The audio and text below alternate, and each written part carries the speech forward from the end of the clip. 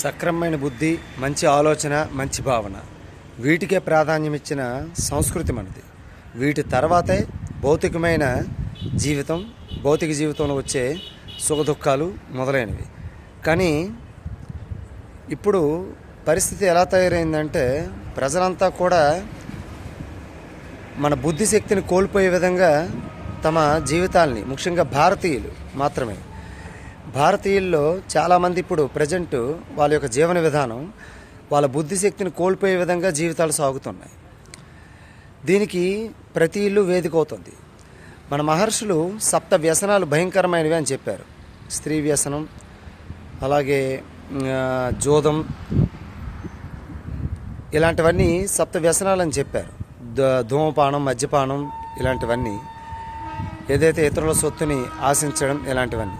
కానీ అవి కుటుంబంలో ఉన్నటువంటి ఏ ఒక్కరికో నష్టం చేస్తాయి. కానీ ఇప్పుడు చెప్తున్నటువంటి టీవీ ఛానల్స్, ఇంటర్నెట్ అనేది కుటుంబంలో అందరికీ ఈ 7 వ్యసనాల కంటే, మహర్షులు చెప్పినటువంటి 7 వ్యసనాల కంటే కూడా ఇప్పుడు టీవీ అండ్ ఇంటర్నెట్ వాడకం అనేది కుటుంబంలో అందరికీ ఇది ఒక వ్యసనంలా తయారై మొత్తం జీవితాలని, బుద్ధిశక్తిని అన్నిటినీ నాశనం చేసే విధంగా తయారైంది. చాలాసార్లు అంటుంటాం కలియుగం, కలికాలం చాలా దుష్టమైంది, భయంకరమైంది, కలిపురుషుడు భయంకరమైన వ్యక్తి అని. కలిపురుషుడు అంటే వేరేగా కాదు, ఏదైతే ఈ టీవీ, ఇంటర్నెట్, అన్నెసరీ వెబ్సైట్స్, ఈ టీవీలో ఉండే అన్నెసరీ చెత్తంతా చూడడం, ఆ టీవీ ఇంటర్నెట్లో ఉన్న చెత్తనంతా మన పవిత్రమైన బుర్రలో వేసుకోవడం, మన బుర్రను కూడా చెత్తగా మార్చుకోవడం, ఇదే కలిపురుషుడి లక్షణం. ఎందుకంటే కలిపురుషుడు కూడా మహాభారతం చివరిలో, అంటే భాగవతంలో చెప్తాడు స్పష్టంగా, ఎవరైతే ఈశ్వరుని నమ్ముకొని జీవిస్తారో వాళ్ళని నేను బాధ పెట్టనని మాటిస్తాడు ఆయన. సో కృత, త్రేత, ద్వాపర యుగాల్లో లేనటువంటి ఒక గొప్ప సౌకర్యం కలియుగంలో ఉంది. ఏంటది? కొంచెం దైవనామస్మరణ చేసినా అది అఖండమైన ఫలితాన్ని ఇస్తుంది, మోక్షాన్ని ఇస్తుంది. పూర్వయుగాల్లో ఈ సౌకర్యం లేదు. దైవానుగ్రహం కోసం ఎంతో గొప్ప తీవ్రమైన సాధనలు అనుష్ఠించాల్సి వచ్చేది, వేల సంవత్సరాలు చేయాల్సి వచ్చేది. ఇప్పుడు అలా లేదు. కేవలం మనసులో ఎక్కడ ఏ పరిస్థితులు ఉన్నా నామస్మరణతో ముక్తి, మోక్షం పొందొచ్చు, సకల ఆపదల నుంచి గట్టెక్కవచ్చని చెప్తున్నారు. ఇప్పుడు చాలామంది టీవీ ఛానల్స్ కూడా సబ్స్క్రైబ్ చేసుకునే విధానం వచ్చేసింది. ఇంటర్నెట్లో కూడా రకరకాలుగా ఛానల్స్ సబ్స్క్రైబ్ చేసుకునే విధానం వచ్చింది. అయితే ఇందులో కూడా చాలామంది ఏవి సబ్స్క్రైబ్ చేసుకుంటున్నారంటే, ఏదైతే పనికిరానిది అప్పటికప్పుడు ఇన్స్టాంట్ ఎంటర్టైన్మెంట్ కోసమే సబ్స్క్రైబ్ చేసుకుంటున్నారు. ముఖ్యంగా మన భారతీయ సమాజంలో వస్తున్నటువంటి మార్పు జీవితాన్ని 2 భాగాలకు విభజించవచ్చు ఈ మోడర్న్ ఏజ్లో ఇండియన్ సొసైటీని. 1, బ్రతుకు తెరువు కోసం పనిచేస్తున్నారు. 2, ఆ సంపాదించిన దాన్ని ఎంటర్టైన్మెంటు, వినోదాల కోసం, విలాసాల కోసం వ్యర్థం చేస్తున్నారు. అంతే తప్ప జీవితాన్ని ఉద్ధరించుకోవాలి, ఈశ్వరుడి పాదాల దగ్గర పువ్వులా నా జీవితాన్ని పవిత్రంగా ఉంచుకోవాలని ఎవరు ప్రయత్నించడం లేదు. అలా ప్రయత్నిస్తున్న వారు అవుట్ ఆఫ్ 100 ఓన్లీ 1% మాత్రమే ఉంటున్నారు. అయితే ఎంటర్టైన్మెంట్ వద్దా అంటే మన వేద శాస్త్రాలు కానీ, ఉపనిషత్తులు కానీ ఎప్పుడూ కూడా వినోదం ఒక ఉపశమనం మాత్రమే అని చెప్పాయి. వినోదం వద్దు అని చెప్పలేదు, కాలక్షేపం వద్దు అని చెప్పలేదు. అది కేవలం ఒక ఉపశమనం మాత్రమే.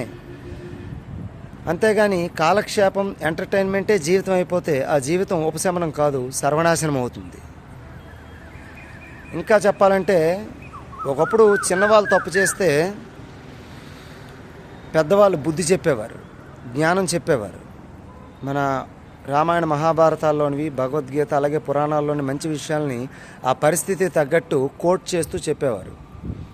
అందువల్ల పూర్వం పిల్లలు కూడా ఉత్తమ జ్ఞానంతో ఉండేవారు. కానీ ఇప్పుడు పెద్దవాళ్ళు కూడా ఇన్స్టాంట్ ఎంటర్టైన్మెంట్ పేరుతో అందరూ మొబైల్స్ అండ్ టీవీలకి బానిసలైపోయారు. ఒక పుస్తక పఠనం, ప్రపంచాన్ని పరిశీలించడం, మంచి చెడు గ్రహించడం, స్నేహాల్ని దాదాపు తగ్గించుకోవడం, మంచి పుస్తకాలతో స్నేహం చేయడం, ఇవన్నీ బాగా తగ్గిపోయాయి, ఏనాడో తగ్గిపోయాయి. అయితే పూర్వం రోజుల్లో ఎంటర్టైన్మెంట్ లేదా? ఉంది. పూర్వం రోజుల్లో ఏంటంటే ఎంటర్టైన్మెంటు సాయంత్రం అయ్యేసరికి 5:30, 6 అయ్యే టైంకి చక్కగా దీపం వెలిగించేవారు ప్రతి ఇంట్లో. అవకాశం ఉన్నవారు దేవాలయంకి వెళ్ళేవారు, లేని వాళ్ళు ఇంట్లోనే దీపం వెలిగించుకొని గణపతి, అమ్మవారు, శివుడు, రాముడు వీళ్ళ మీద భజన పాటలు ఇంట్లోనే పాడేవారు. తద్వారా ఇంట్లో పెద్దల నుంచి ఏదైతే వృద్ధుల నుంచి తల్లిదండ్రుల నుంచి పిల్లలకి ఆచారాలు తెలిసేవి. కానీ ఇప్పుడు ప్రతిదీ కూడా తగ్గిపోయిందండి. గాయత్రి మంత్రం చివరి చరణం కూడా చెప్తుంది మనకి. ఏంటంటే, భగవంతుడు మా బుద్ధిశక్తిని ఉత్తమమైన ఆలోచనలతో నింపి మమ్మల్ని ఉత్తమమైన మార్గంలో ప్రయాణించేలా చేయుగాక అని దాని అర్థం అండి. అది మానేసి మనం ఈరోజు ఎంటర్టైన్మెంట్ పేరుతో జీవితాల్ని సర్వనాశనం చేసుకుంటున్నాం దాదాపు. పూర్వం రోజుల్లో అయితే రాముడు భజనలు, హరికథా కాలక్షేపాలు, గణపతికి సంబంధించినవి ఇవన్నీ జరుగుతున్నాయి. ఫన్నీ థింగ్ ఏంటి అంటే, విదేశీయులని ఎవరైతే అనుకుంటున్నామో వాళ్ళు మన సంస్కృతి సంప్రదాయాలని చాలా చిన్న వయసుల్లోనే, టీనేజ్ అండ్ యంగేజ్లోనే మన ఇతిహాసాలు చదవడం, భగవద్గీతను ట్రాన్స్లేట్ చేసుకొని చదవడం, ఇలాంటివన్నీ చేస్తున్నారు. కానీ మన భారతీయులు మాత్రం వాళ్ళు వాడుకొని వదిలేసిన పనికి మాలిన చెత్త సంస్కృతిని అడాప్ట్ చేసుకొని విడిచిపెట్టేస్తున్నారు. సో భారతీయుడు అంటే అర్థం ఏంటి అంటే, భా అంటే భగవంతుడు, రా అంటే రమించేవాడు. అంటే భగవంతుడు యందు ఇష్టం, రమించడం అంటే ఇష్టం, భగవంతుడి యందు ఇష్టం పెంచుకునేవాడే భారతీయుడు. భగవంతుడు నిత్యం నా బుద్ధిని ఉన్నతమైన విషయాలు, ఉత్తమమైన విషయాలతో నింపు అని ప్రార్థించేవాడే భారతీయుడు అని మన వేదశాస్త్రాలు, ప్రాచీన మహర్షులు చెప్తున్నారు. కలిపురుషుడు అంటే వేరేగా లేడు, మనం చూస్తున్నటువంటి ఈ టీవీ అండ్ ఇంటర్నెట్ రూపంలోనే ఉన్నాడు. కానీ ఇక్కడ కూడా టీవీ అండ్ ఇంటర్నెట్లో కూడా చాలా వరకు మంచి ఛానల్స్ ఉన్నాయి.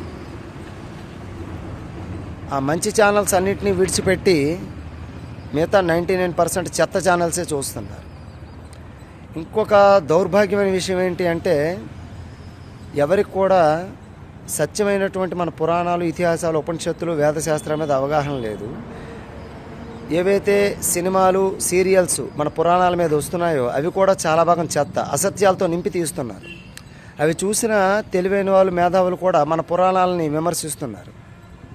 ఆ సినిమాలు, సీరియల్స్ తీస్తున్నటువంటి దర్శకులు ఎవరు కూడా ఇతిహాసాలని, మన పురాణాలని ఒక సబ్జెక్టుగా స్టడీ చేసి ట్రూత్ని యాజ్ ఇట్ ఈస్గా సత్యాన్ని అందించే ప్రయత్నం చేయడం లేదు.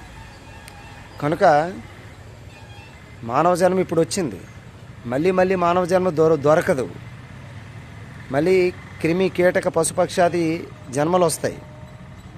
ఆలోచనా శక్తి, మాట్లాడే శక్తి, మంచి చెడు నిర్ణయించే శక్తి కేవలం 84 లక్షల రకాల జీవరాశుల్లో మనిషికి మాత్రమే ఉంది. కనుక ఈ మానవ జన్మని ఉత్తమమైన గ్రంథ పఠనం, మన మహర్షులు చెప్పిన మార్గాన్ని అనుసరించడం, సాధ్యమైనంత వరకు చెడు సాంగత్యాలు, చెడు స్నేహాలు తగ్గించడం ద్వారా నిరంతరం ఎక్కడ ఏ పరిస్థితులు ఉన్నా దైవనామస్మరణం ద్వారా మన బుద్ధిని ఉన్నతమైన విషయాలతో నింపుకునే ప్రయత్నం చేద్దాం. ఈ కలిపురుషుడి లక్షణాలైనటువంటి ఇంటర్నెట్, టీవీల్లోని చెత్తనంతా మన జీవితాల నుంచి తొలగిద్దాం. శ్రీమాత్రే నమః.